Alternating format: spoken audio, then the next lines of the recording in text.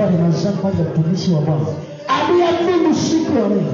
Tunahitaji neema iliyozidi, anointing iliyozidi. Mafuta mapicha anointing. Maana tunahitaji neno la Mungu. Neno la Mungu ni uzima. Neno la Mungu linaleta uponyaji. The word of the Lord is a strong power. Asante Bwana kwa sababu ya mtumishi wako. Tunahitaji rehema zako na Mungu. Maana wewe ni Mungu usiyeshinda. Popote ulipoenda na ulitenda mema juu Bwana. Wakati na majira haya Mfalme, tunazidi kukumbuka mtumishi wako mpaka mafuta kuhani. Baba, tunataka ya kwamba Mungu nakudai ukaweze kuachilia hii neno Jehova juu yake, mafuta juu yake Bwana. Nitayarisha kama chombo chako kiteule kitakatifu Mfalme. Ondoa Jehova kila vifungo karibu naye. Ondoa udhaifu Jehova karibu naye. Ondoa unyonge karibu naye. Ondoa kila vitu vilivyokamata na kufunga karibu naye. Jehova, achilia hofu yako Bwana, achilia Jehova Mungu neema yako Jehova Mfalme, ya kwamba neno ambalo umeitayarisha ni kwa ajili ya kwamba sisi Jehova tunaweza kulipokea. We are ready to receive in the name of Jesus Mfalme. Mtembeze katika nyanja, mtembeze ewe Mungu mtakatifu, mtembeze katika nyanja mbalimbali, akaweze kutembea kwa roho wako, akaweze kutembea kule unakotaka kwa jina la Yesu Kristo. Tuwekelee mipaka vizuri, asiongee kilicho chake, akaongee kilicho chako kwa jina la Yesu Kristo. Unasema ya kwamba hakuna unabii ambao ulikuja kwa mapenzi ya wanadamu, maana wanadamu wanaongea kilicho chako through the Holy Ghost in the name of Jesus. Tuko tayari kupokea neno lako Mungu mtakatifu. Asante Mungu. Asante Bwana. Ponya watu mahali hapa. Inua watu mahali hapa. Tusitoke jinsi tulivyokuja. Nina mikatale madhabahu pamoja na kila hufungo vikafunguke right now in the name of Jesus. We are free in the name of Jesus. Asante Bwana Yesu. Oh yes Lord. Thank you, Jesus. Hallelujah, hallelujah. Father, in the name of Jesus, we thank you this morning. We thank you for your goodness in our lives, oh God. Yes. Father, we thank you because you have gathered us in your house again in the name of Jesus. Lord. From when we left here on Sunday, Lord, you have protected us, oh God. You have provided for us and you have brought us again, oh God. Yes. We lift our hands, we lift our voices to say, Father, thank you. We do not take it for granted, oh Lord. We say thank you. Thank you for even our children that have closed school, Lord, that have come back home safely. Lord, we say thank you. We thank you for our nation, Jehovah God. We thank you for the peace we are enjoying, oh Lord. Yes. We thank you for the leaders that you have put over us, oh Lord. Yes. Lord, we appreciate you for this land of Kenya. We thank you that we have enough to eat, oh God. Yes. We thank you for the leaders that you have placed over us, oh God. Heavenly Father, even this morning, we want to remember our bishop and his family, oh God.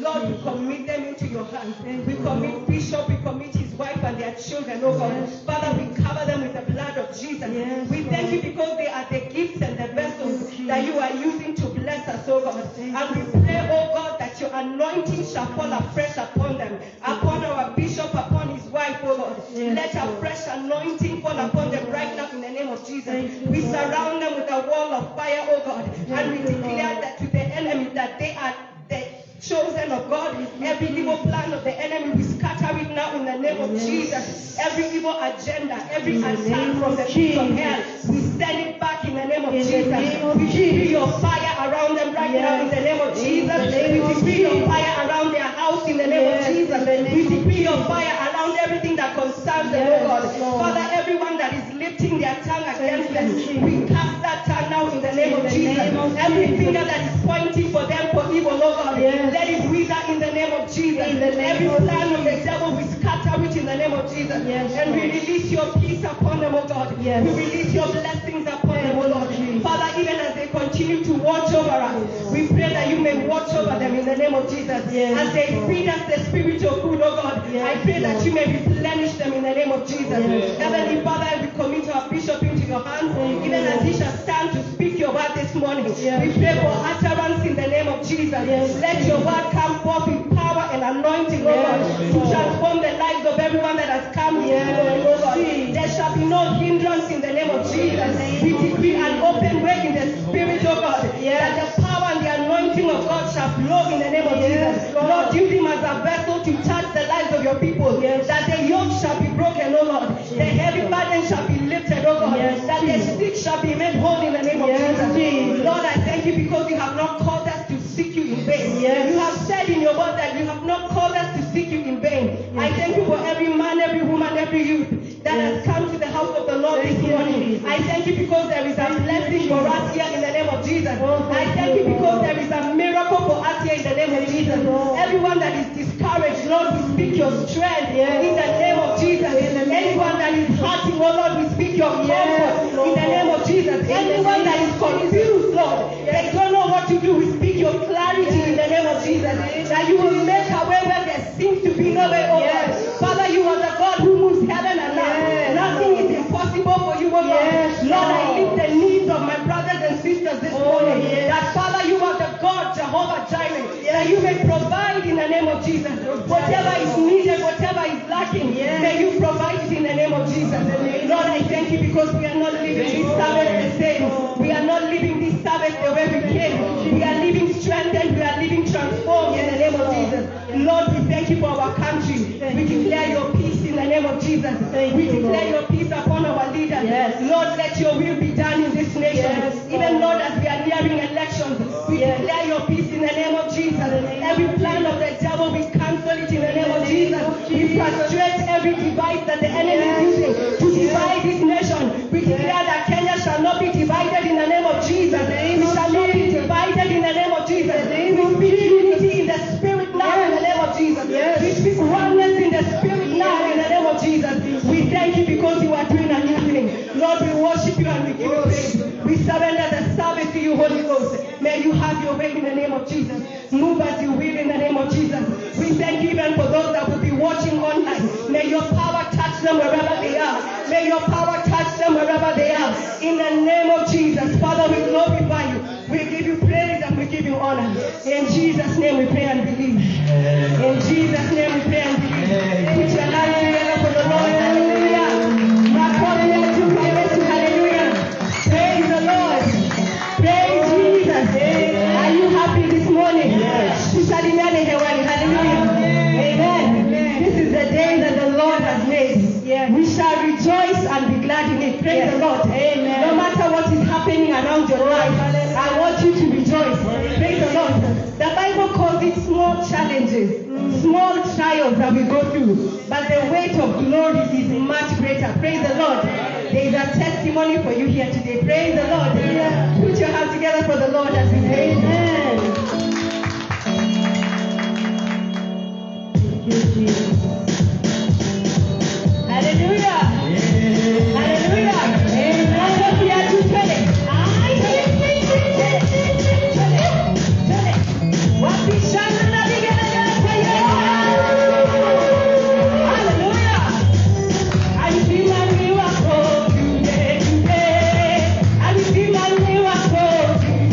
Amen. I will never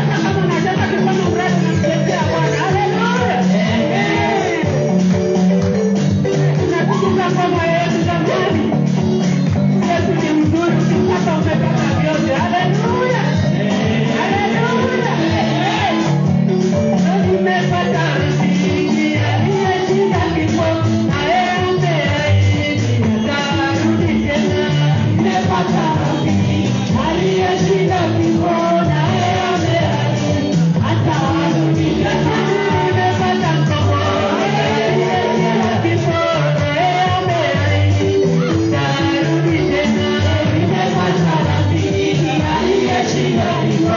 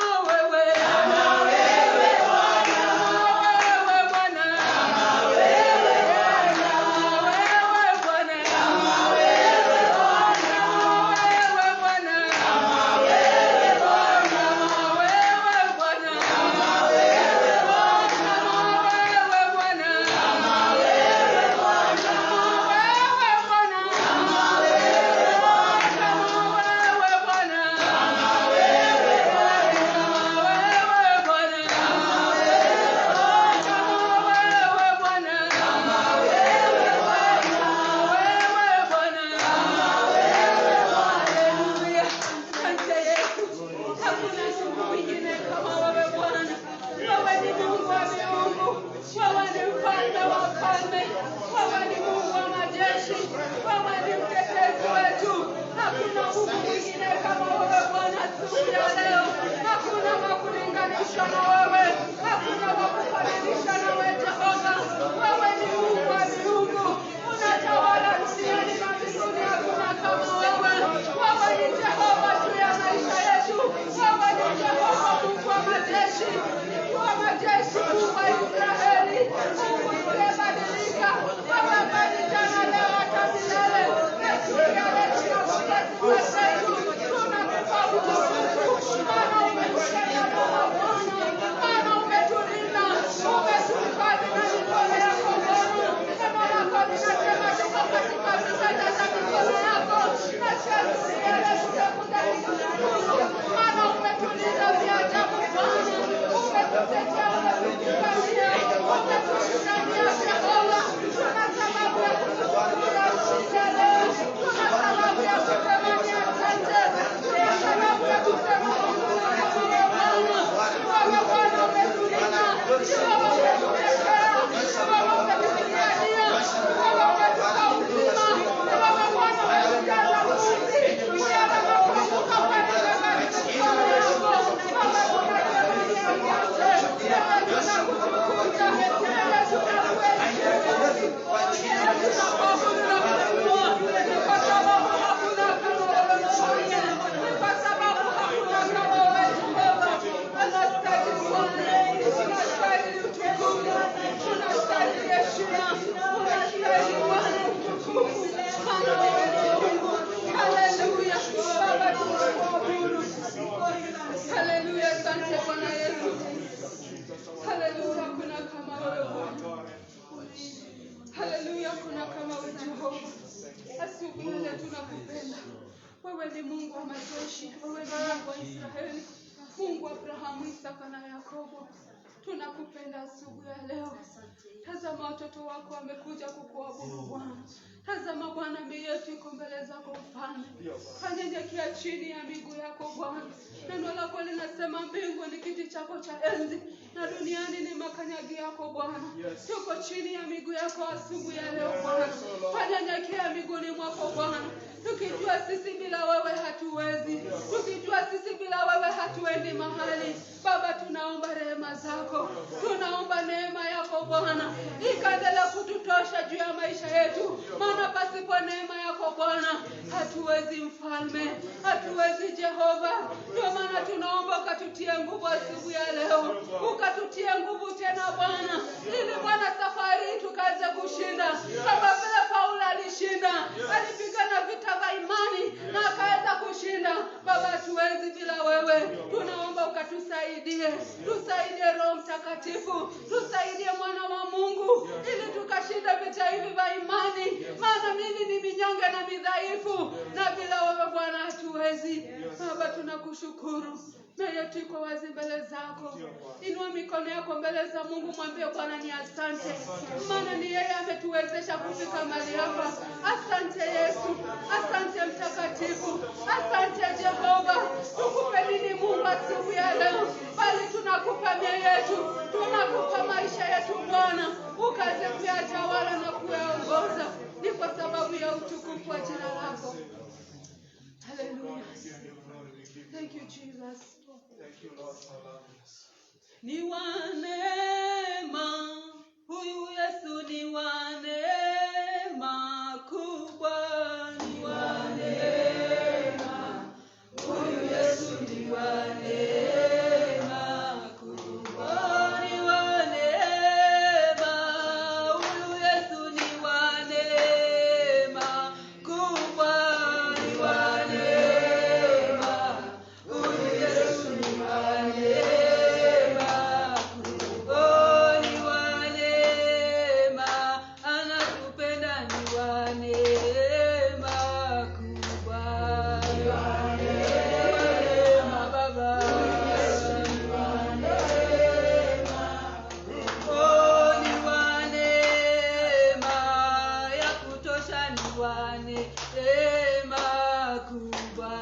Ni wa neema, Yesu. Ni wa neema kubwa. Ni wa neema, huyu Yesu ni wa neema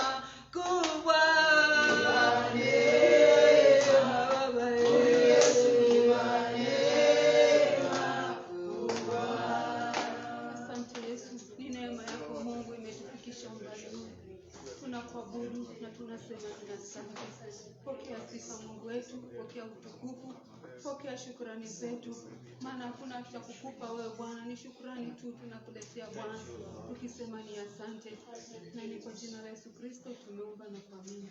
Amen. God bless you.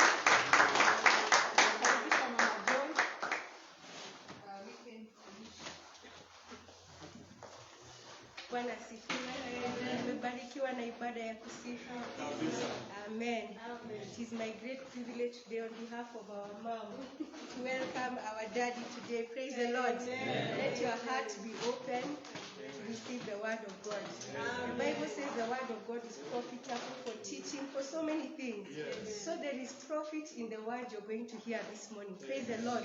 Let your heart and your ears be open. Let's stand on our feet as we welcome Bishop with a big clap.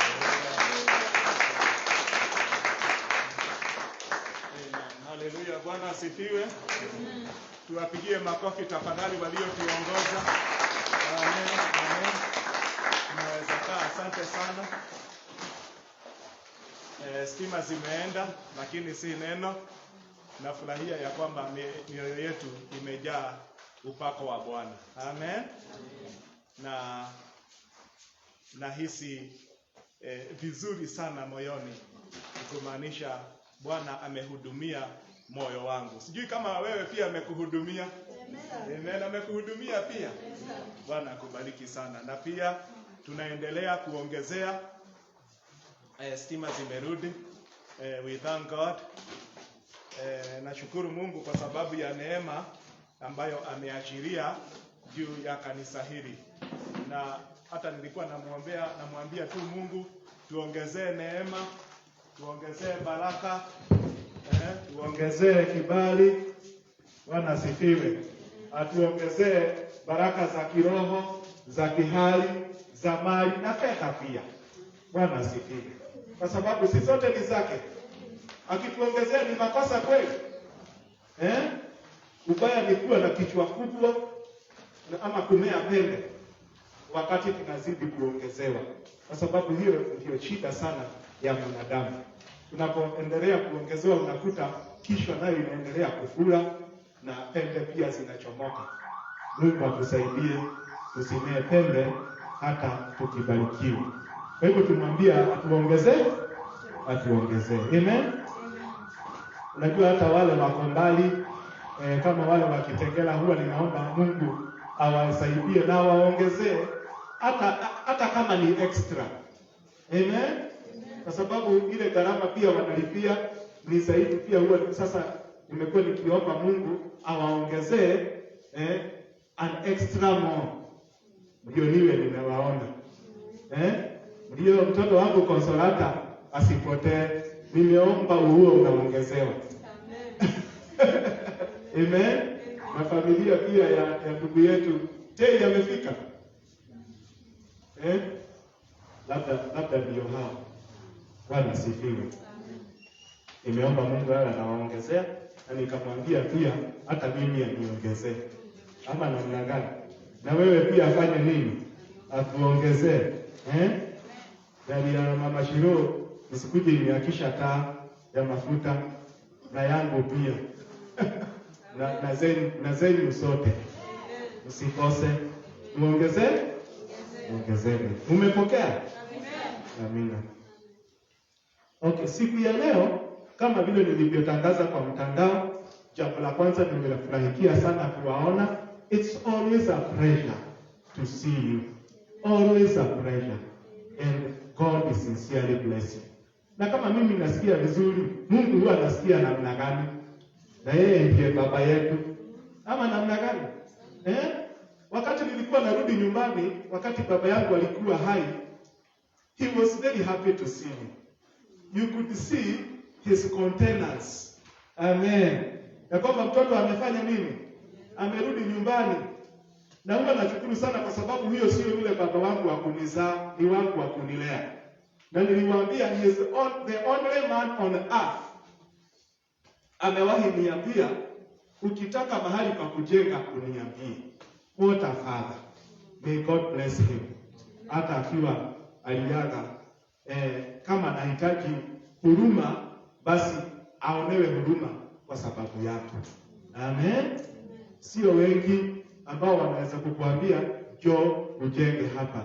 Na pia Mungu ambariki anko yangu Gideon, anko yetu ambaye pia aliona aliposikia tunataka kufungua kanisa, akasema kujeni, akatukatia hii sehemu na akapeana kwetu kwa sababu ya Mungu.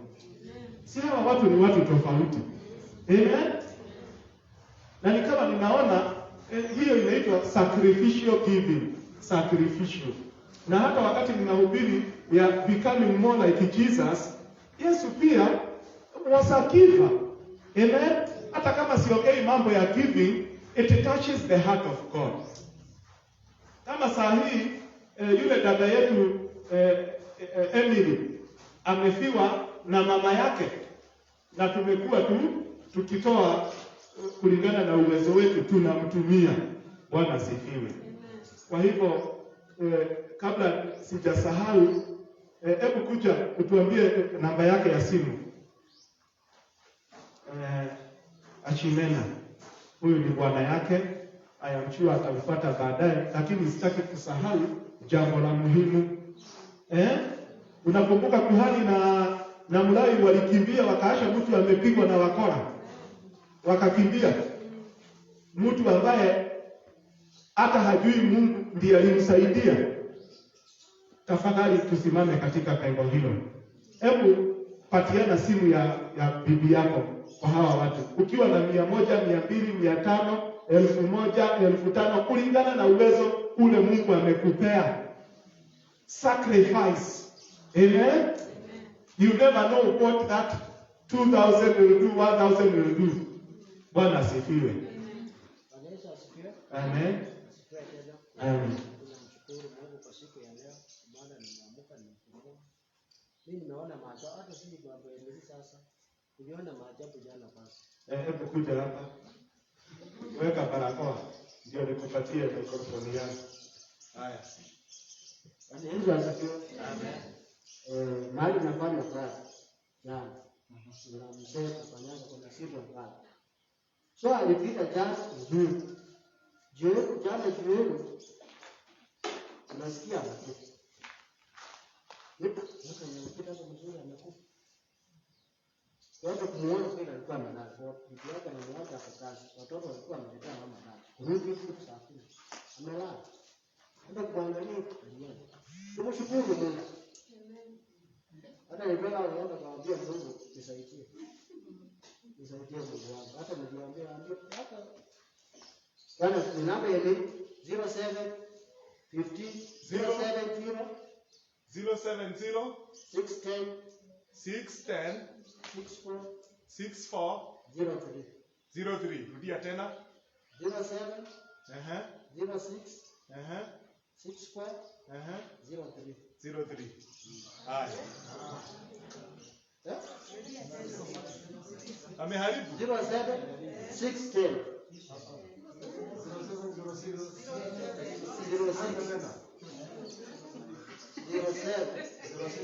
Unajua nakuaga naye. 610 Wacha leta nitasema. Wewe unafaa kupigwa msereti.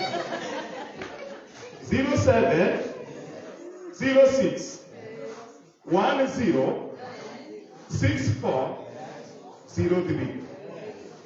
Umetosheka ama nirudie tena? Umetosheka? Barikiweni sana wapendwa. Tusikimbie kama kuhani na Mlawi wakaacha mtu amepigwa, dada yetu amefiwa. Tafadhali weka kitu kwa simu yake. Wacha ajue ako na ndugu zake na dada zake kwa ufalme wa Mungu. Amen. Siku ya leo nilikuwa nimesema nitahubiri kuhusu becoming more like Jesus. Na nikawa ninasema pia Yesu was a sacrificial giver. Unakumbuka akikuta watu wako na njaa, I wish I had such a power. Anakuta kehe iko na mikate kidogo hapo na samaki, anasema lete, anazibariki, kila mtu anashiba, miraculously baraka zinatokea pale. Na huwa ninasema in the future tutakuja kufungua bakery hapa. Tukifunga kanisa kila mtu anaenda kuchukua mkate hapa ya kilo mbili akiendana nyumbani, mtu asikose kitu ya kula. Bwana asifiwe.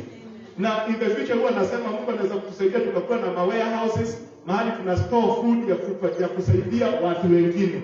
Hiyo ni kumaanisha tutabarikiwa sana to a level where we can give sacrificially and liberally. Amen.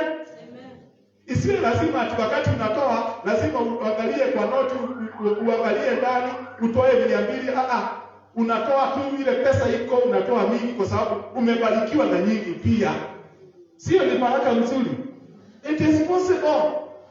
Bwana asifiwe. Kwa hivyo mbarikiwe sana in the name of Jesus. Hallelujah. More like Jesus. Nasoma katika Wafilipi mlango ni wa 2 mstari wa 5 hadi 11, lakini nitasoma vipengele vingine vingi. This type of a sermon huwa tunaita topical sermon. Bwana asifiwe. Huwa inaitwa topical sermon. Probably in the future Mungu akinisaidia tufungue chuo kidogo hapa ya Biblia, naweza pata nafasi ya kuwafunza mambo haya, kwa sababu wakati kanisa linaendelea kubarikiwa unaweza kuta unaambiwa, unaulizwa, wewe umetoka Mission International Center, please kuja utuhubirie. Hawataki kujua kama wewe ni pastor ama ni nani, bora umetoka Mission International Center, kwa sababu ya baraka vile inatembea, watakuuliza uende uwahubirie. Na ni vizuri pia kujua mambo mawili matatu yanayohusiana na kuhubiri pia. Bwana asifiwe. Amen. Nasoma, let this mind be in you which was also in Christ Jesus. Mafikira haya na yawe ndani yenu kama vile yalivyokuwa ndani ya Yesu. Oh, hallelujah. Sio inaweza kuwa mzuri sana kufanana na Yesu. Bwana asifiwe. Hata kama tuwezi fanana na yeye 100%, na ndio nikasema becoming more like Jesus. Kwa sababu our struggle is to become more like him. Every struggle ambayo tuko nayo, hata vile kupinga, tunapinga dhambi, tunaipinga nini? Tunaipinga kwa sababu tunataka kufanana sana na Yesu. Bwana asifiwe. Ikifika ni behavior yetu. Na ndio Wakristo wa Antiokia wakaitwa Wakristo mara ya kwanza. Jina Christianity ama Christians kuonekana ilikuwa ni pale Antiokia kule Syria. Wakaitwa Christians kwa sababu mienendo yao, maongeo yao, tabia zao zilionekana zinaenda kufanana na Yesu mwenyewe. Haleluya. Kwa hivyo tusiitwe Mkristo tu kwa sababu ninabeba jina Francis. Mwisho niliangalia hakuna jina Francis kwa Biblia, nikakasirika sana. Afadhali wale at least jina yao iko kwa Biblia. Lakini wewe jina yako iko kwa Biblia na hufuatane na Biblia. Sio ni makosa. Bwana asifiwe. Unasikia Peter ndiye amenyonga watu, wengine nasikia wanaua watoto, unakuta huyo mtu ako na jina ya Kikristo. Aibu sana kwa sababu ni jina tu anabeba. Hajafanana na Yesu. Hajaokoka, hajapata nafasi ya kupata regeneration. Hajazaliwa mara ya pili kama Nikodema. John chapter 3 verse 3, alipomwendea Yesu usiku akamwambia, Yesu, vile nakuona hata kama inaongewa sana, lakini Mungu yuko na wewe. Haleluya. Hata kama wanakupinga, kama uko na Mungu watakuheshimu. Haleluya. Hata kama wanakusengenya, ukiwa na Yesu watakuheshimu. Na ukiambatana na Yesu na lile neno lake, na kila siku unabadilika, na kila siku you are becoming better. 2021 sio the same na 2020, you have become better, not worse. And only the word of God, inspired by the Holy Spirit, can transform you, and you giving an opportunity to him to operate. Amen. Huwezi enda kwa daktari na unamwambia ati hapa kama wale wa mama wa Sicilian section. Akiwa anaumwa anaenda kumwambia daktari, nipasue kwa mgongo, usiniguze tumbo. Kuna mtu amewahi pitia Sicilian hapa? Iko? Ulienda kusema upasuliwe mgongo? Si ni wakati wa hatari? Amen. Unamwacha apasue mahali anataka. Baadaye ndio unakutaka kidonda imetoka hapa mpaka hapa. Kumbe alipasua hapa. Na saa nyingine hapa, na saa nyingine sijui. Sijui watu wa Sicilia ndio wanafaa kupata sijui watoto wangapi. Uendi kuambia daktari vile kichwa yako inakwambia. Kwa hivyo tuzidi kunyenyekea kwa Yesu. Kama tutafanana na yeye, kama tutabadilika, maombi yetu yawe ya kumwambia Yesu, tafadhali nisaidie nifanane na wewe, nibadilishe, niguze, niongoze, nishindanie. Na hii ndio nimekuwa nikiombea wiki hii. Hiyo transformation, Mungu anisaidie. Nisilete kimbelembele yangu, nisilete akili yangu, pride yangu. Nikawa namwambia, teach me so that I can be transformed by you. Na nikawa namuuliza, mtu kama mimi unaweza mtumia namna gani? Bwana asifiwe. Mtu kama mimi. Naendelea kutoka katika verse 6.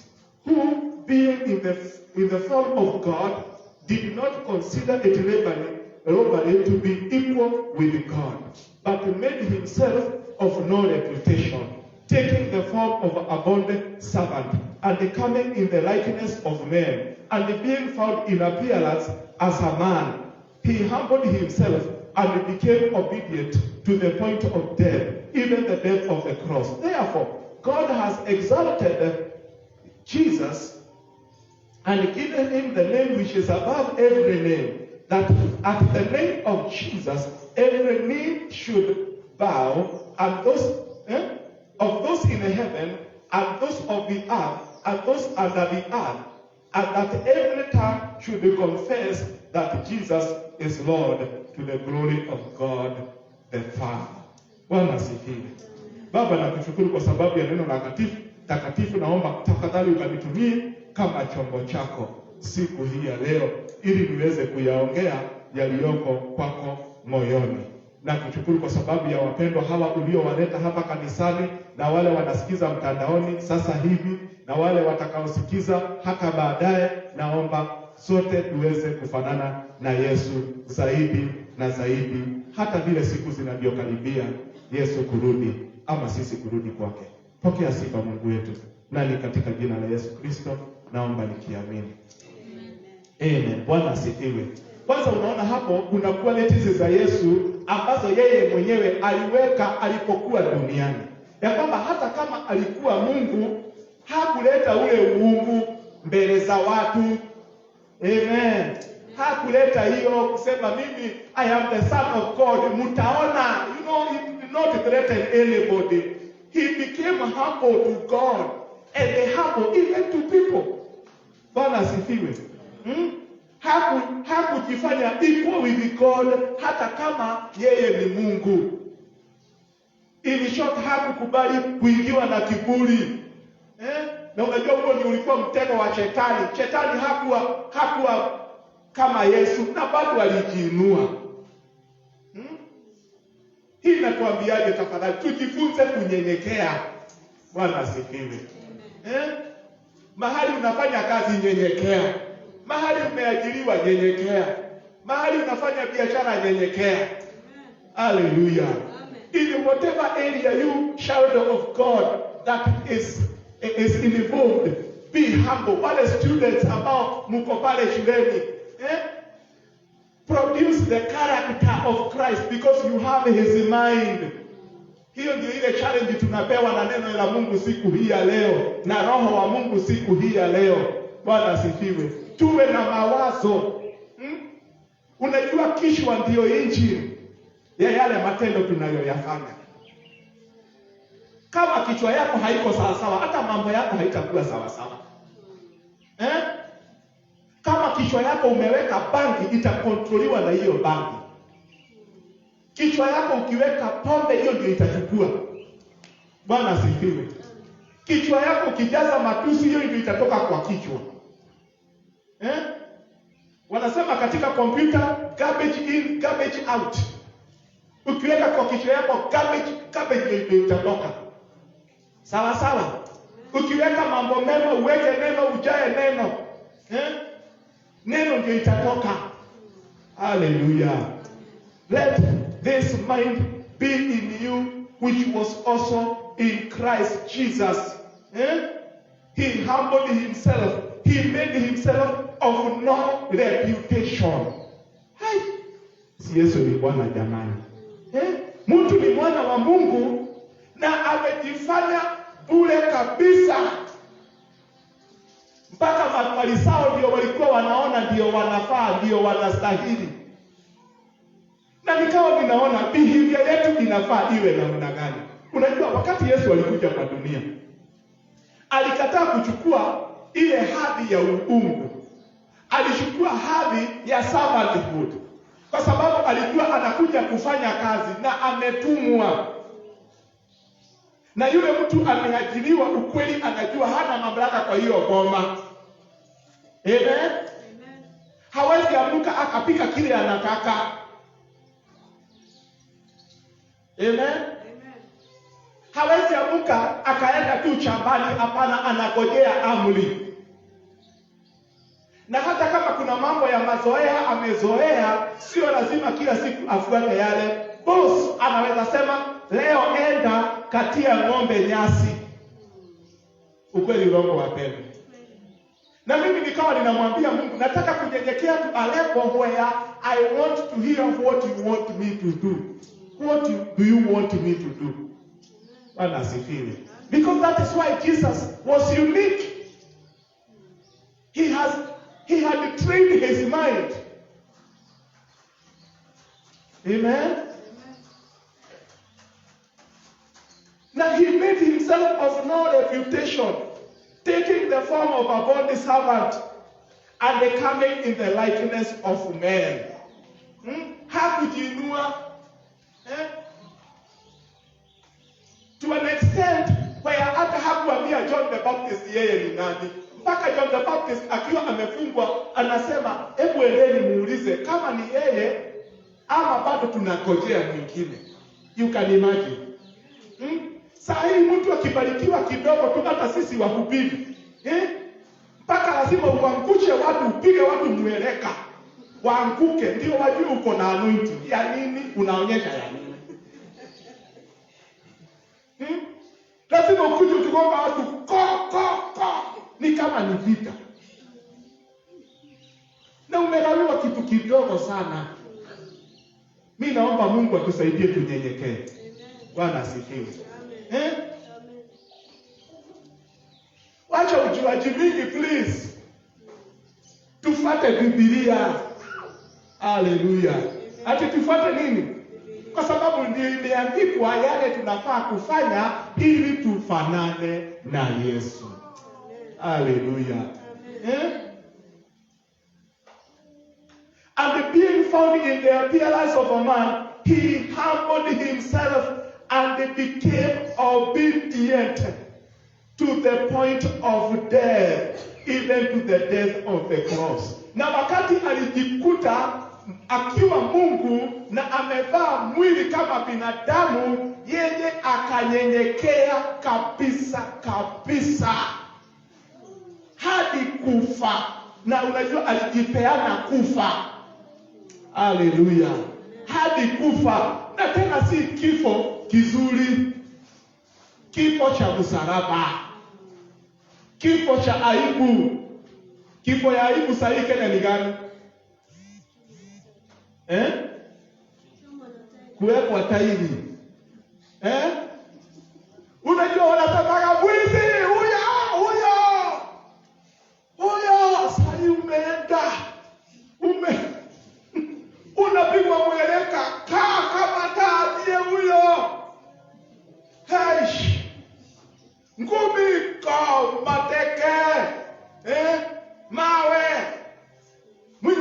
hujui tairi zinatokaga wapi. Tairi imechomolewa huko. Ina ni mtoto pia alizaliwa na mama. Si mumuhurumie tu. Si hata nyinyi ni waizi. Ni vile hamjakamatwa. Mnaiba na kalamu. Ni vile hamjakamatwa my friend. Haish. Jesus have mercy. Tairi ndiye huyo, hata mapetroli hujui inatoka wapi. Na hawa watu hawezi kukupatia hata tikiti ya kuenda nyumbani. Huyo kijana angewaomba tikiti hawangempa. Lakini sasa wamepata pesa ya kununua petroli. Anamwagiliwa na anapigwa kiberiti na ndio wanatoroka. Kifo mbaya. Kama ni Yesu wakati huo angekufa hiyo, ndio atusamehewe sisi. Angechomwa na tairi, mwana wa Mungu. Amen. Therefore God exalted him. Kwa sababu ya hiyo kunyenyekea, kwa sababu ya kujifanya kitu bure, Yesu naye akamuinua. Tunahitaji msaada wa Mungu kufika hapo, na ndiyo sababu ya ujumbe huu. Lakini sasa naenda katika 1 Samuel chapter 15.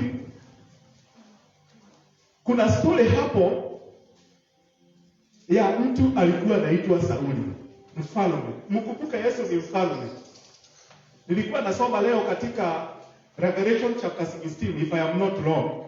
Mahali Yesu ameandikwa kwa vazi lake na mpaka kwa paja. Mfalme wa wafalme na Bwana wa mabwana. Haleluya. Na huyo ni Yesu, mfalme wa wafalme na Bwana wa mabwana. Lakini tazama alivyonyenyekea huyo mfalme wa wafalme na Bwana wa mabwana, mpaka akafa on our behalf. Bwana asifiwe. Lakini kuna example ya King Saul. Na kwa sababu hiyo story ni ndefu sana, nitasoma 16 mpaka 19. Then Samuel said to Saul, be quiet. Saa hii Mungu alikuwa amemwambia Sauli aende aangamize.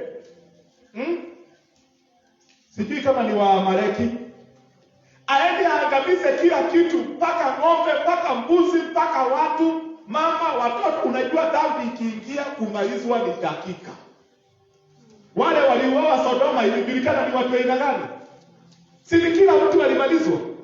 Na Gomora si kila mtu alimalizwa. Wakati bomu ilianguka Hiroshima, ilijua kama kuna mama, kuna nyanya, kuna ng'ombe, kuna paka, kuna mbuzi. Siku ya shida ni hatari. Siku ya Mungu kuadhibu dhambi ni mbaya. Wakati kanisa litaondolewa hapa duniani, Biblia inasema ya kwamba Mungu atafanya revenge. Ile radhi yake, ile makasiriko yake yote amekuwa akiweka kwa sababu ya shetani na wale watu walimfuata. Itakuwa mbaya sana. Unasikia? Kwa hivyo sasa Sauli alikuwa atimize kazi on God's behalf. Do you understand now? Kama vile Yesu alikuja duniani kwa niaba ya Mungu Baba. Kama vile niko pastor hapa kwa niaba. Na niliita na sasa delegated authority, delegated responsibility. Hakuna malaika hatakuja hapa mumuone na mabawa. Hapana, ni mimi Mungu ametuma na nyinyi pia. Hallelujah. Yes. So on behalf of God, Saul was to do something, an assignment ya kuadhibu. Na mnajua Mungu anafanyaga hivyo akitaka. Ukweli urongo? Yes.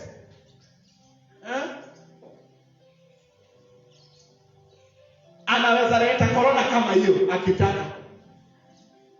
Anaweza leta mtetemeko ya ardhi, si dunia ni yake. Zili yake. Akiamua tumeamua kukoroga huko chini. Saa hii kutokea Magema hapa, si tutaenda kama swala. Tusichomeke. Kwa hivyo tunaishi kwa rehema zake. Bwana asifiwe. Akitaka kusema hii Kajiado yote itakuwa ziwa kama Lake Victoria, ni hivi tu, mara moja maji iko huku chini. Na sisi tutaenda wapi? Si ni kulia tu. Lakini instead of him doing that, he uses different ways of fulfilling his plan on earth. And sometimes he uses people. Amen? He can use nature. He can use the heavens. He can use the wind.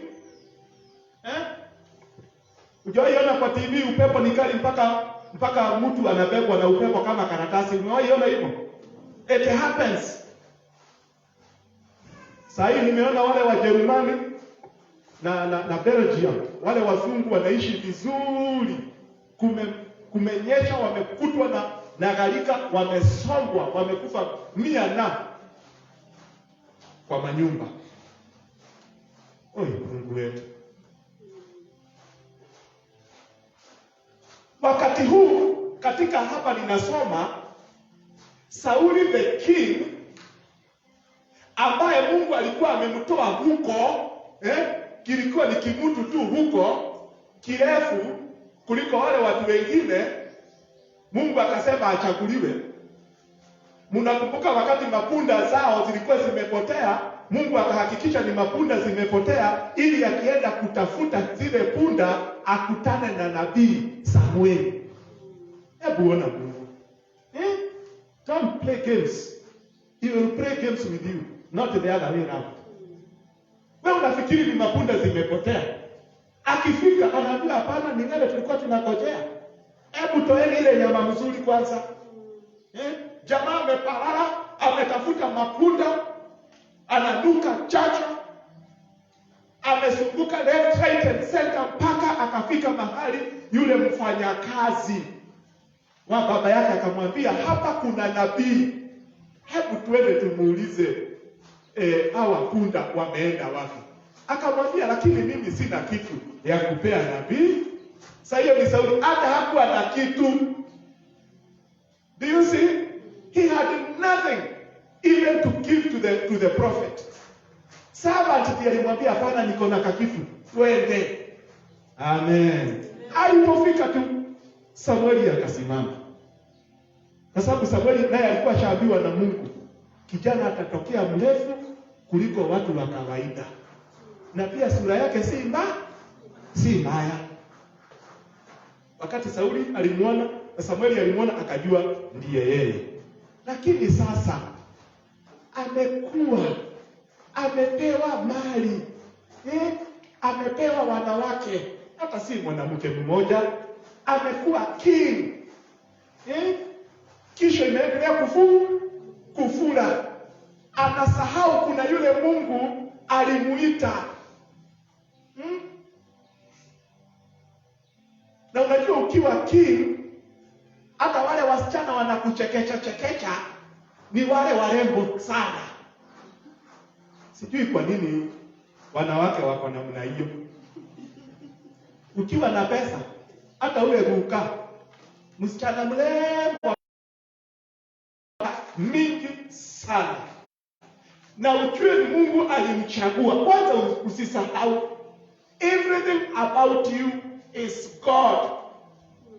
Kuzaliwa kwako ujue Mungu yuko.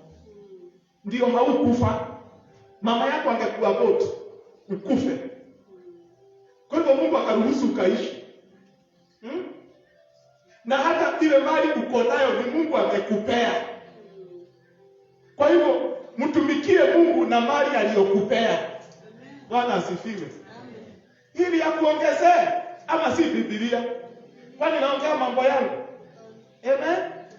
I attribute what I have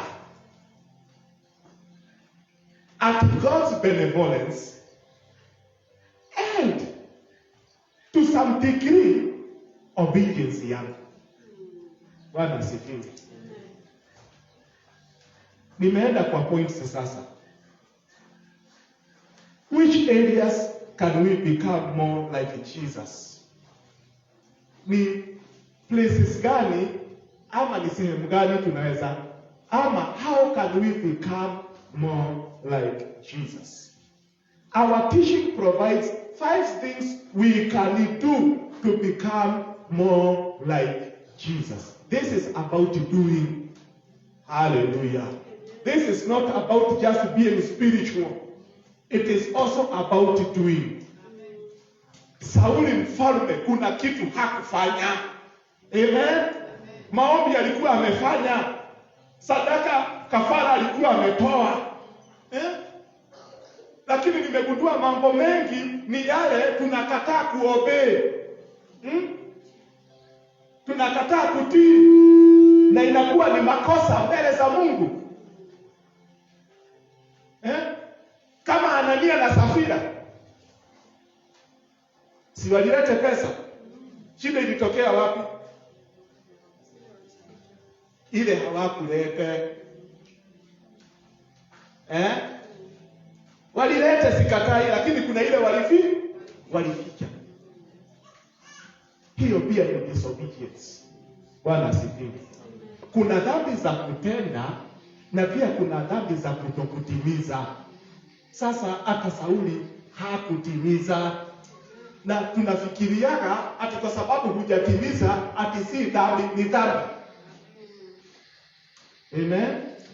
Na ndio nilisikia mhubiri mmoja wa Tanzania, very popular preacher, akisema saa zingine kuna Wakristo wale wazuri sana kanisani, wananena na lugha, wanaomba na wanafunga, lakini ikifika ni kutoa wanabadilisha sura. Lakini kuna wengine ni legalega kiasi. Lakini ukiwaambia watoe wanatoa.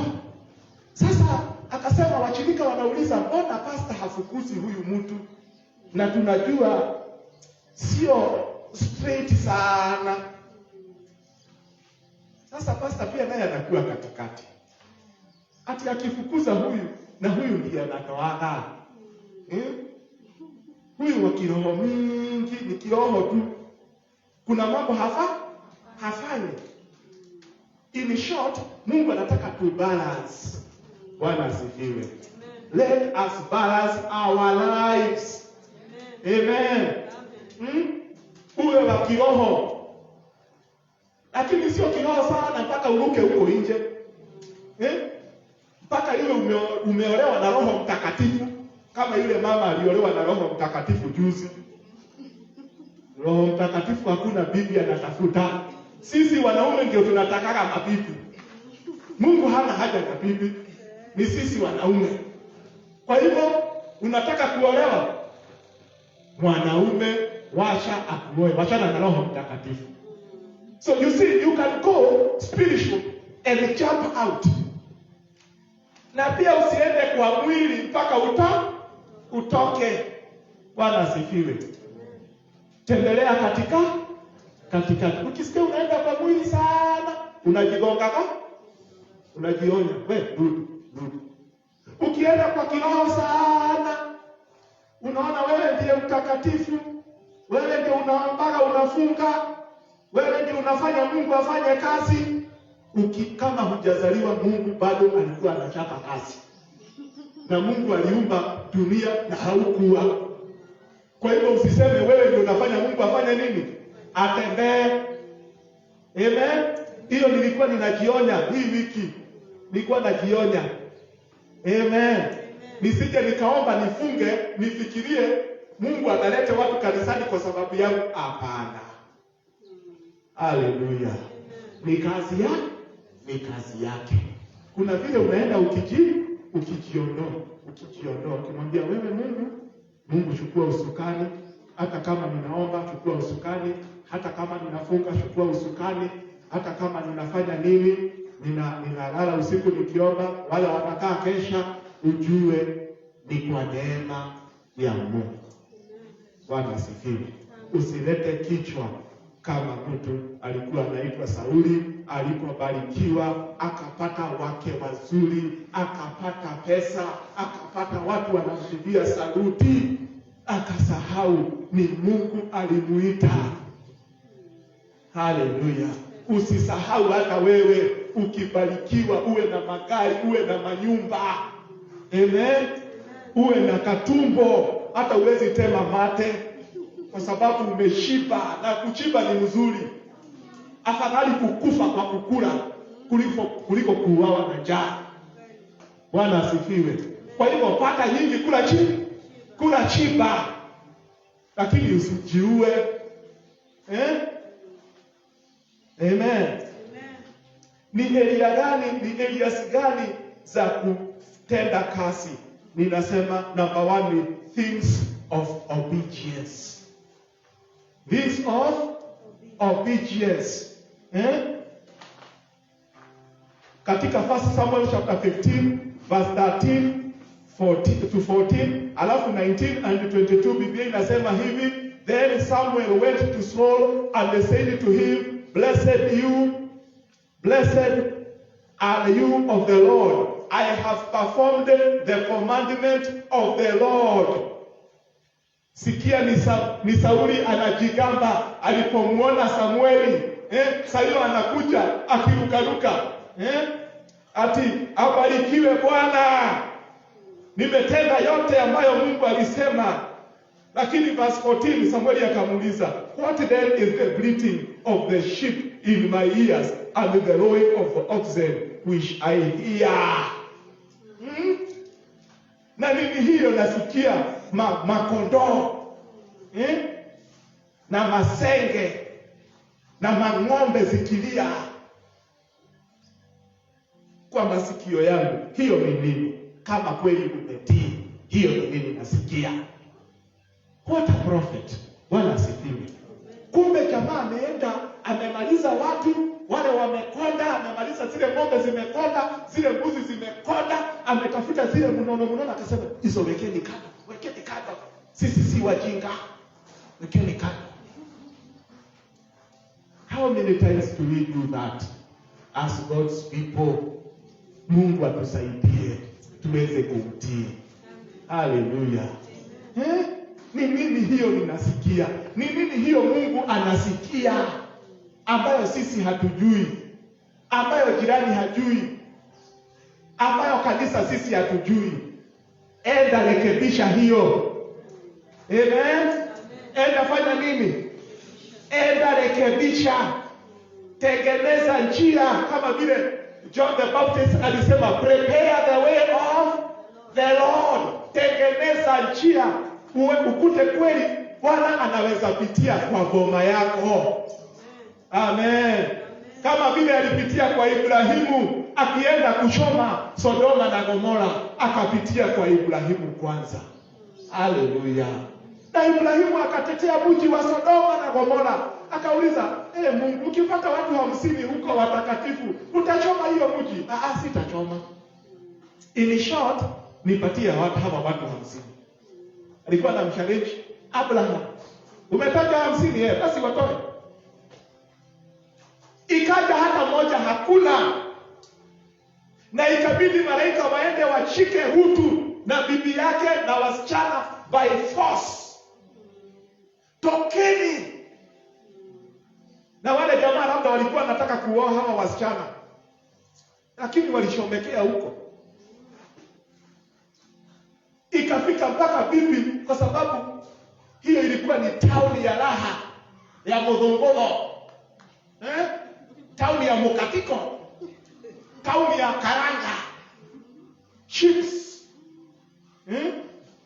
pizza, na zile makuku zinaibanga zikipikanga somersault. Unajua wamama wanapenda hiyo sana. Akikumbuka hizo, na aliamua usipindue hii kichwa. Kama unakanyaga kubwa kimeumana. Akikumbuka vitu, akapinduka. Hapo akawa jiwe la chumvi. Mungu atusaidie. hizo vitu zinafanya tupindue shingo. Atusaidie. Deal nazo. Deal na kama tutafanana na Yesu. Bwana asifiwe. Yesu hakupindua shingo yake. Nini hiyo nasikia? Akaambiwa, why then did you not obey the voice of the Lord? Why did you swoop down on the spoil and do evil in the sight of the Lord? Has the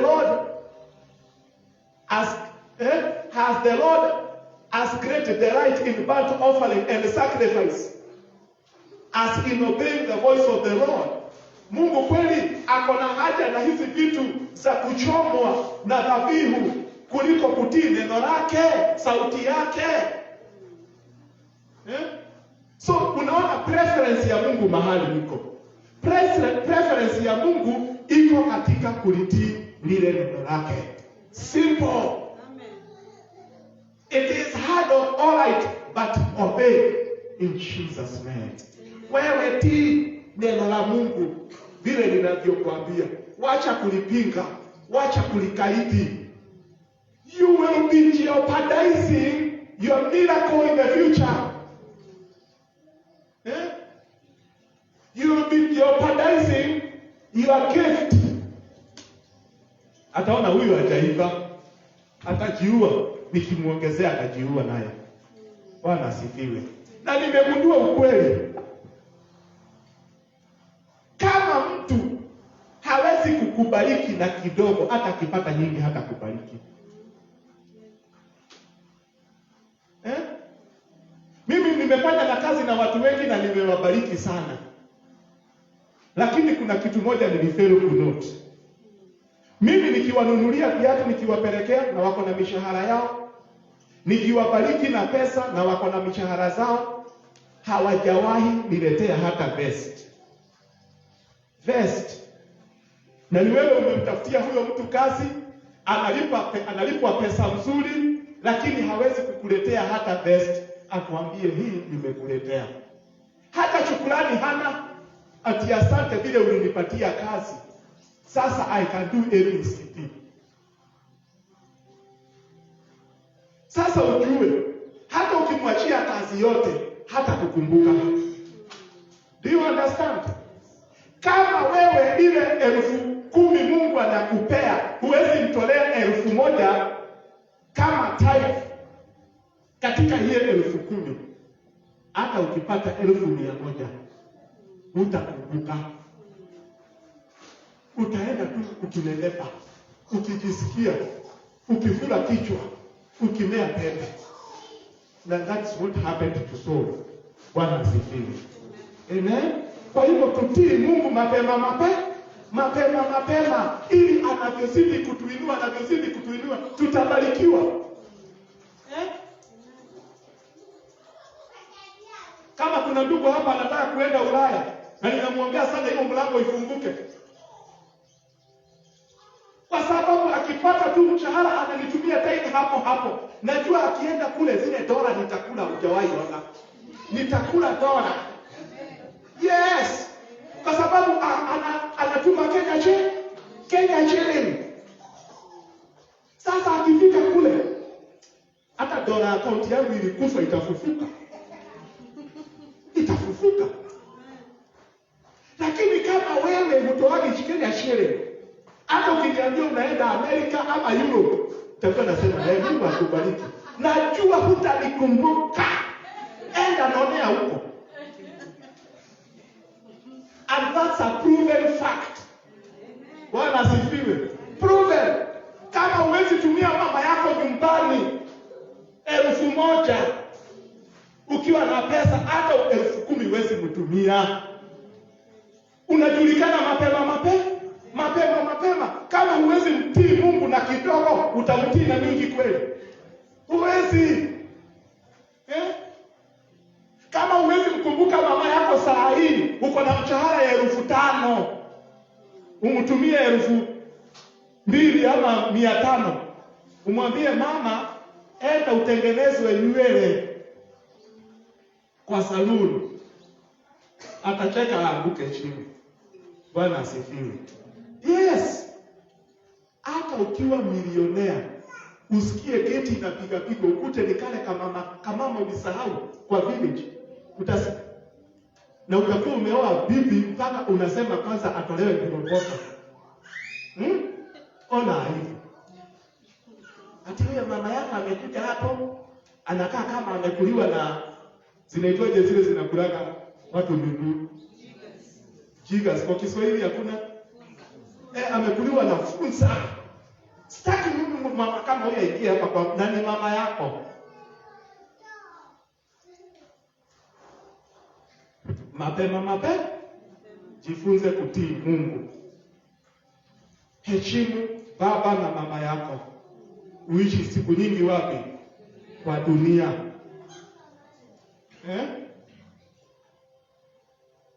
Number 2, the things of persuasion or conviction. Sitaki kudwell sana hapo kwa obedience, tafadhali enda wewe tii. Alafu kuna mambo mengine Mungu anatumiaga conviction. Amen. Sijui kama unaweza kuwa unaenda mahali ukasikia kitu inakwambia hapana, usitumie hii njia. Hiyo ni conviction ya Mungu. Amen. Ati hiyo ni nini? Ni conviction. Wewe msichana unaweza penda kijana ukahisi question mark. Ni Mungu anakuongelesha. Wacha kuongeleshewa na tumbo yako. Wacha kuongeleshewa na chips na sausage na kuku.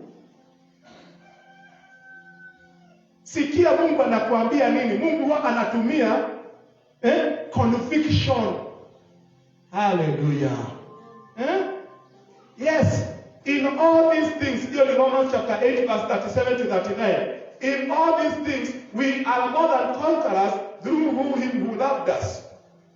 For I am persuaded that neither death, nor life, nor angels, nor principalities, nor powers, nor things present, nor things to come, nor height, nor depth, nor any other created thing that shall be able to separate us from the love of God which is in Christ Jesus. Unaona anasema I am persuaded, nimeshawishika.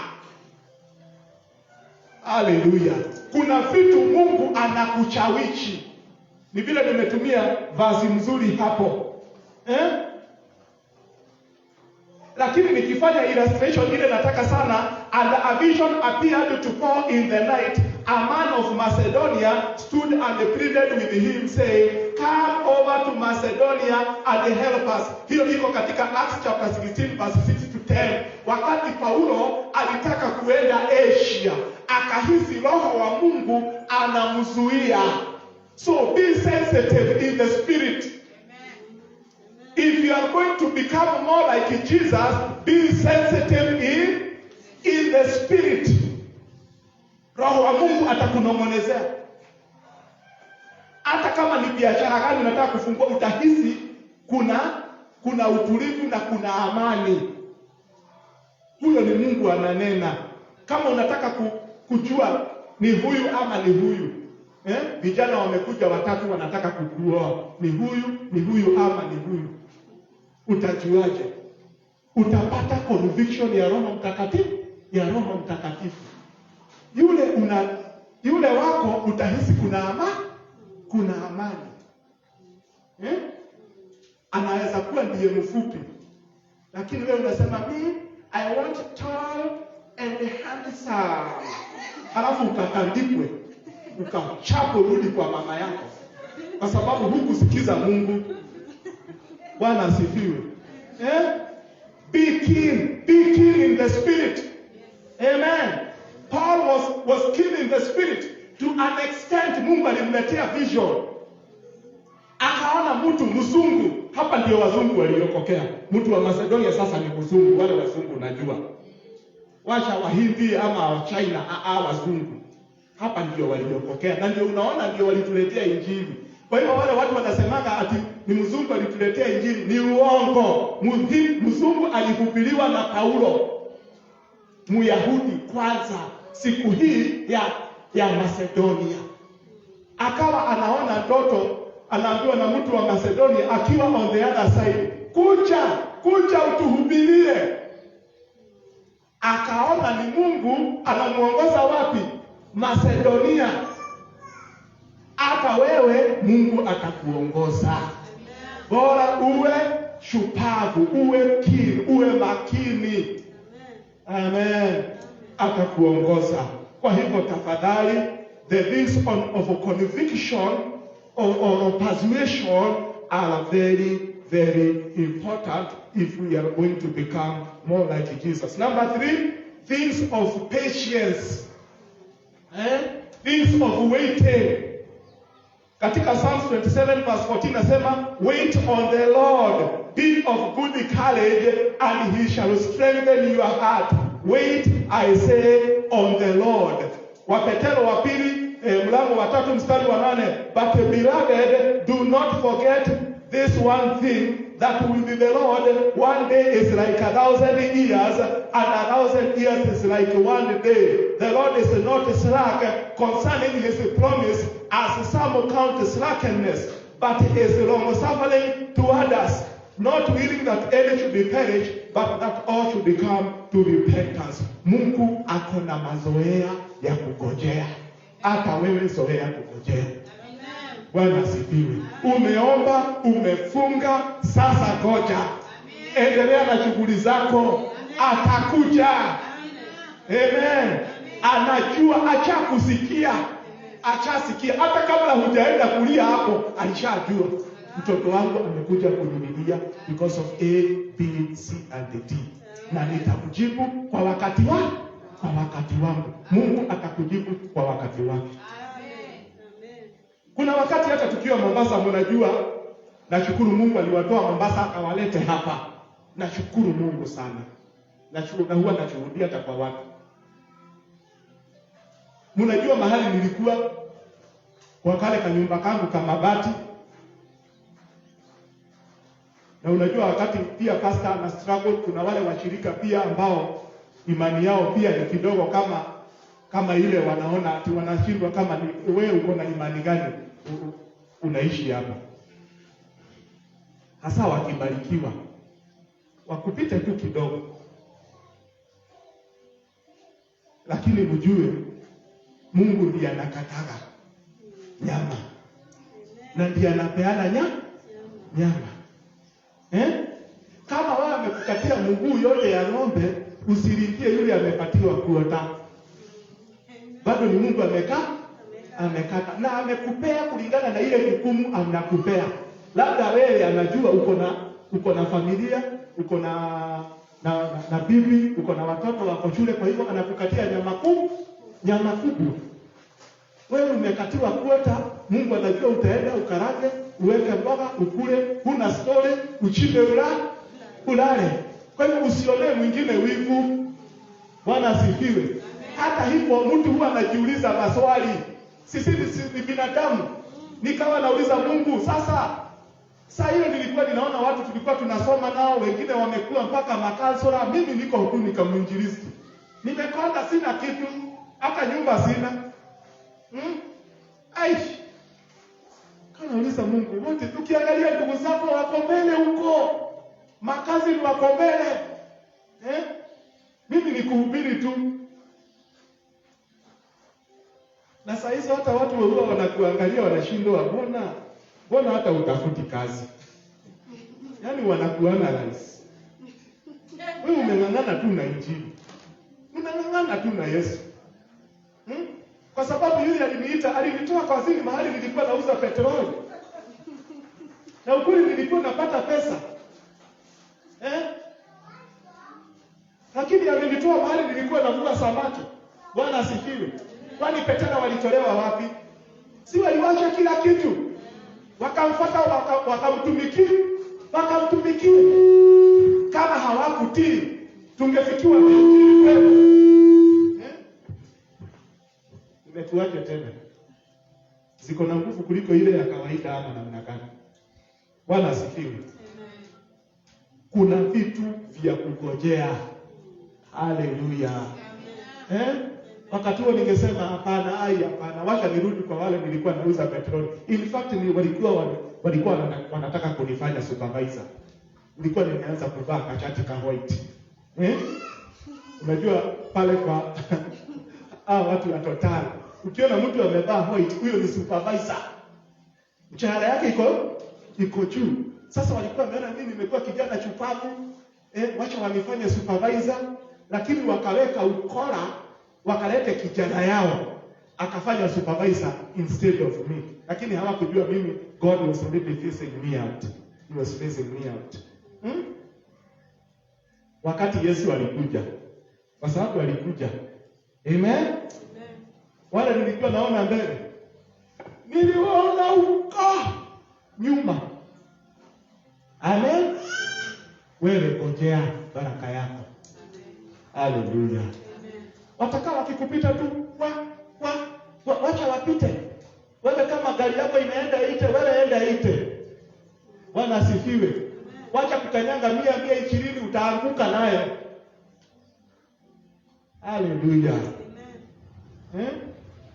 Kwa hivyo kuna mambo ya kungojea, na katika hiyo second Peter, Biblia inatukumbusha siku moja ni kama siku 1000 mbele za Mungu. Haleluya. Na siku 1000 ni kama siku moja. Kwa hivyo miaka yako 10 ni kama siku moja kwa Mungu, my friend. Unaweza ngoja miaka 10, lakini Mungu akishairukia, watashindwa huyu ni Illuminati ameingia. Hakuna Illuminati umeingia, ni Mungu amekuja. Hata hizo za Illuminati ni Mungu anatoaga. Ni vile wanafanya vituko huko uganga. Kwa sababu shetani hana kitu, lazima afanye uganga, ahadaye watu waende wakachomwe pamoja na yeye. Number 4, things of forsaking. Kama utafanana na Yesu, mimi nikiwa, kuna mambo ya kuachana nayo. Bwana asifiwe. Isaiah 55:7 inasema, let the wicked forsake his way and the unrighteous man his thoughts. Let him return to the Lord, and he will have mercy on him and our God, for he will abundantly pardon. Bwana asifiwe. Sisi kama watu wa Yesu, kuna mambo ya kuachana nayo. Endelea kung'ang'ana ukiachana nayo. Bwana asifiwe. Yale mambo Biblia inakataa, fanya nini? Wachana nayo. Biblia inatuambia let the wicked forsake his way. Yule mwenye dhambi awachane na njia zake mbaya na akuje kwa Mungu. And let the unrighteous man his thoughts, let him return to the Lord. Wewe rudi kwa Bwana wetu. Amen. Kaa hapo, ng'ang'ana kuwa hapo. There are things you must forsake. Kwa sababu kama Yesu angelifanya yeye ni Mungu, kiburi kingemuingia. Forsake kiburi. Bwana asifiwe. Forsake kujiinua. Wewe nyenyekea tu. Itwa mjinga. As long as unanyenyekea kwa sababu ya Yesu. Unajua kuna kunyenyekea ingine ya unafiki. Unasikia huyo mtu hakuwa na mambo, lakini unasikia amefunga nyumba, ameshomea bibi ndani, amechoma watoto. Ati hakuwa na story. Hakuwa na story gani? Bure kabisa. Kama tunanyenyekea, tunyenyekee kwa sababu ya Yesu. Sio kwa sababu ya ile ubinadamu. Ati alikuwa mtu mzuri, alikuwa haombani na mtu, na imekuwaje tena amekatakata bibi na baka? Ameua baba yake akiitisha mali. There are things to forsake. Bwana asifiwe. Hata huyo anajinyamazisha. Hiyo kunyamaza labda ni pepo ingine. Awachana nayo. Bwana asifiwe. Yale unafaa kuachana nayo, enda achana nayo in the name of Jesus. Bwana asifiwe. Zile marafiki za karubandika, wachana nazo. Ambia mtu umeokoka mapema ajue. Haleluya. Ati unajua wakati niliokoka nilikuwa nacheza gitaa kwa night club. Na wakati sasa niliokoka kuna ile team ya Beamers Band wakaja kunitembelea pale kwa petrol station. Kunitembelea. Nilikuwa nimeanza kucheza bass guitar na rhythm guitar, na nilikuwa nimeanza kudance. Na nilikuwa nimeanza kuwa vocalist. Kwenye ngota. Unajua kwenye ngota? Watu wanacheza unabilikika. Watu wanafurahi. Kule kabisa. Nilipookoka wakaja kuniona. Nikawaambia nimeokoka. Mmoja alikuwa anaitwa Adebesa, nasikia alikufa. Ndiye mtu wa kwanza kuona anakunywa ile kitu ilikuwa inaitwa maibao. Siku na kikitu siku za moyo kilikuwa kimeletwa unaongezea sturungi. Ati unaongezea sturungi unakunywa. Watu walikuwa nasema sijui ni kishetani, sijui moyo ameleta. Kenya iko na vituko walai. Kilikuwa kifangai. Kifangai. Sikuwahi kukiona, nilikuwa nakiogopa. Kifangai ati bora unaweka sturungi. Alafu unaweka unakunywa, ati utasikia sijui utakuwa sijui utakuwa nini, sijui ni dawa. Akaniambia hata mimi nimeokoka na ninachezaga bendi. Nikasikia, nikawaambia no. Hallelujah. Sikuwafisha. I tell them no. I am now born again. I will only sing and play guitar in church. Na sikuwahi waona tena. Mwambie shetani mapema. Nimeokoka. Atafute mahali ataenda. Bwana asifiwe. Nikimalizia there are things of imitation. Kuna vitu vya kukataa lakini kuna vitu pia vya kuiga. Bwana asifiwe. Unaweza ona ndoa nzuri hapa kanisani ama mahali, iga hiyo. Haleluya. Unaweza iga ya Yesu, iga yale ya Mungu, iga yale mazuri. Yale mabaya wachana nayo. Therefore, Ephesians chapter 5 verse 1 and 2. Therefore, be imitators of God as dear children. Which God, being imitators of Jesus Christ. Amen. Because he is God. Incarnate and walk in love. Oh, hallelujah. Tembea katika upendo kama vile Yesu pia alitembea katika upendo. As Christ also has loved us and given himself for us, an offering and a sacrifice to God for a sweet smelling aroma. Hallelujah. Tuige, kuna mambo ya kuigwa. Soma Biblia, iga wale watu wazuri. Kama vile Hana aliomba, pia wewe omba.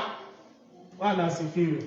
Kama vile Samueli alikuwa dedicated kwa Mungu akiwa mdogo, wewe pia kuwa dedicated kwa Mungu. There are things to imitate if we are to become more like Jesus. Bwana asifiwe. Nafuata mambo yanayofaa.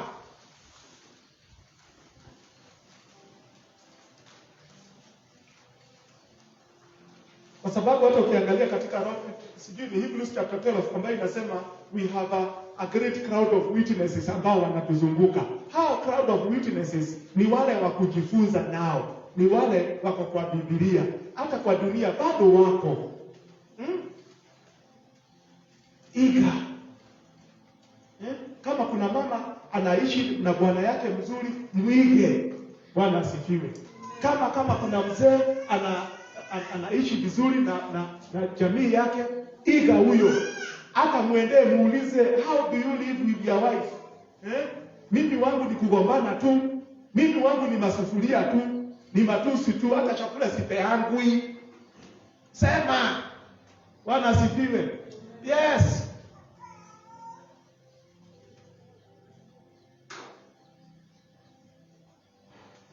Unaweza pata msaada kuliko kufa na heart failure, heart attack, high blood pressure, kwa sababu hizo ndizo zitakupata kama hutaongea, especially sisi wanaume.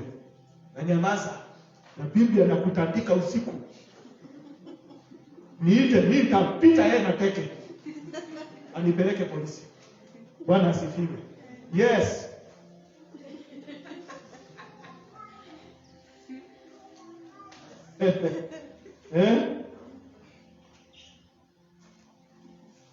Nikimalizia katika Jonah chapter 2 verse 8, those who cling to worthless idols forfeit the grace that could be theirs. Kuna neema ambayo ni yetu, na wale ambao hawamfati Mungu, hivi Yesu, wajaokoka, wametupilia mbali neema ambayo ingekuwa yao. Hebu nikwambie, kama hatutatamani kufanana na Yesu na kufuata baadhi ya yale mambo nimeongea hapa na mengine mengi ambayo Roho wa Mungu atakufunza, utakuwa umetupilia mbali neema ambayo ingekuwa ni yako. Bwana asifiwe. Si unajua hiyo ni mbaya? Yes. Kama Mafarisayo, ile neema ingekuwa yao, walitupilia mbali kwa sababu ya kufanana na Yesu. Walikuja kumpinga akiponya hata siku ya Sabato. Wanamuuliza, kwa nini unaponya siku ya Sabato? Fanya zile siku zingine. Sasa na mtu ni mgonjwa amekuja, mpaka Yesu inabidi anajitetea. Hata kama wewe ungekuwa na punda kwa mtaro, si ungeitoa? Na wanadamu wote ni wa Yesu. Kama mwanadamu ameanguka, Yesu atamfuatilia mahali alipo, without minding which day it is. Bwana asifiwe. Let our prayers be like, please make me useful and not make me succeed in your work. Tuulize Yesu atufanye tuwe useful. Ukiangalia attitude ya Paul's attitude towards God as he introduced himself to his audience. Kama in Romans chapter 1 verse 1, Paulo anasema, Paul, a servant of Jesus Christ, called to be an apostle, set apart for the gospel of God. And no wonder Paul did mighty things. Alisema, Paulo mfanyakazi wa Yesu. Hallelujah. Kwa hivyo mahali ulipo, jifanye mfanyakazi wa Yesu.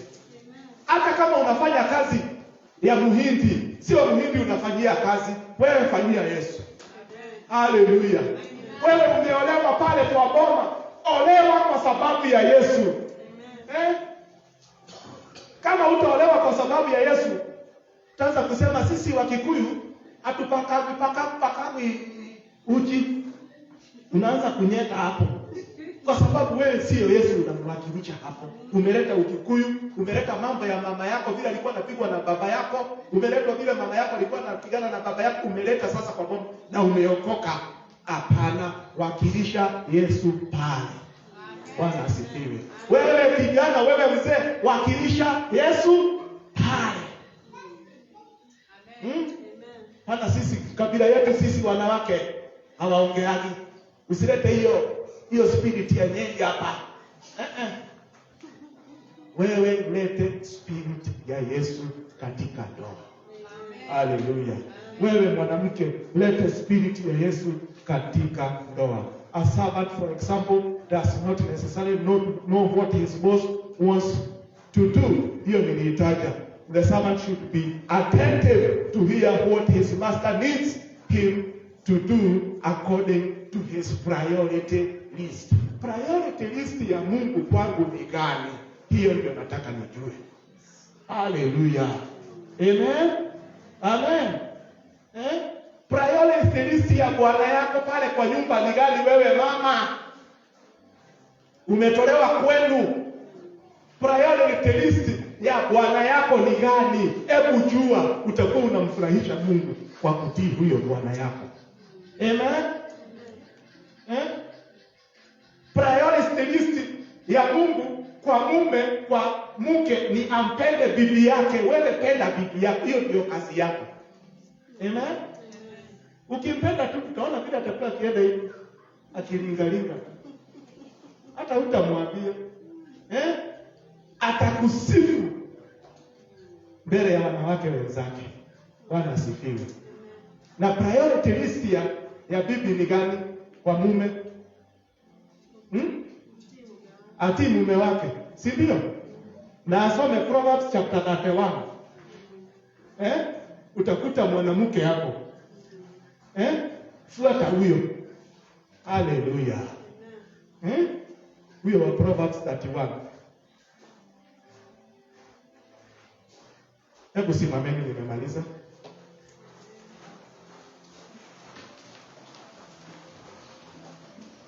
Ningependa sijui wewe huu ujumbe umekugusa vipi kwa moyo, lakini ningeomba umwambie Mungu akusaidie ufanane na yeye. Bwana asifiwe. Hebu wale wa mtandaoni tuwapigie makofi tafadhali. Mungu awabariki na mwende mfanane na Yesu katika jina la Yesu.